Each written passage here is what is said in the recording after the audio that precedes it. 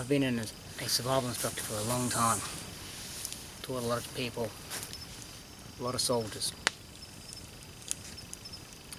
And one of the things I still find very surprising is that people persist in having a focus on equipment. Equipment over the mind.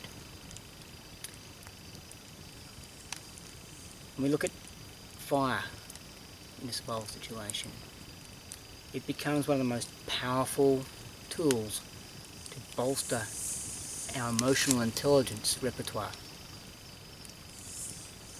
And yet, people still put their focus on gear. There's nothing wrong with having gear, but it's about finding the balance. It's like training to be an athlete, but never actually training the body. By training the body, we begin to train the mind. The difference between who gets out alive and who doesn't in a real survival situation, not a bushcraft weekend, a real survival situation, comes down to who can keep themselves emotionally on an even keel. It's that emotional intelligence, accepting that you're going to have high moments and low moments, accepting your limitations, understanding your limitations, working within those boundaries, understanding that those in your group, if you're with a group, will also be having a battle within, cutting them some slack. And that's why fire becomes such a primal and basic tool. Of all its many attributes, I think, from my experience, survival does more for the mind than it does practically for anything else. We've been staring at fires for a very, very long time. Our predecessors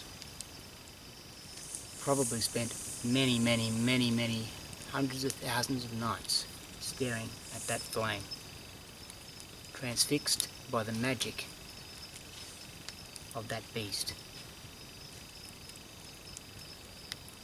It's very odd to watch whenever you put a group of people, even total strangers, around a campfire.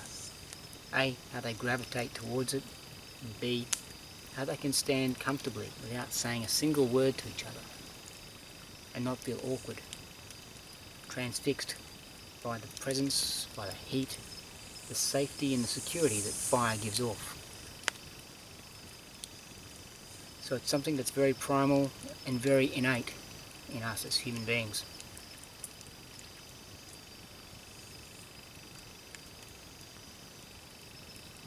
Fires are magic. It's something we can stare at for hours. Time can pass. When we get it lit in dire circumstances, it can lift our morale to the highest of heights. Unfortunately, people also put a lot of pressure on themselves to get fire lit. I would definitely say that fire lighting is an important skill. But in a lot of the training and experiences I've been through with the military, fire was not an option. We still had to dig deep within to find that drive that keeps a man going. And while fire would have been a fantastic ally in bolstering the emotional plateau we're trying to maintain, it would also draw a lot of attention to people who are not wanting attention. It does two things. Firstly, that experience makes you appreciate fire when you do have it. And secondly, it makes you not reliant upon it. It's very much like the gear, like your favourite knife, your favourite bracelet. It's about having the gear, appreciating it, but not being reliant upon it. Because if you become reliant upon anything, fire included, and you cannot have it, or you're unsuccessful in achieving it, it's one of those things that can destabilize your emotional plateau. There's a lot happening with fire. So the next time you get lucky enough to sit, as I'm sitting at the moment, staring into the flames of an amazing fire, think about it. It's a fantastic, incredibly complex, very primal link that we have with fire.